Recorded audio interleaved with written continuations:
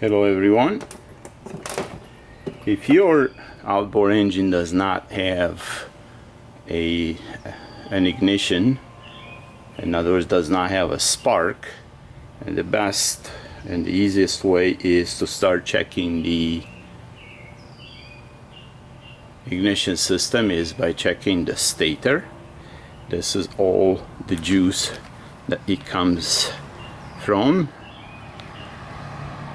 It charges the battery, and also it provides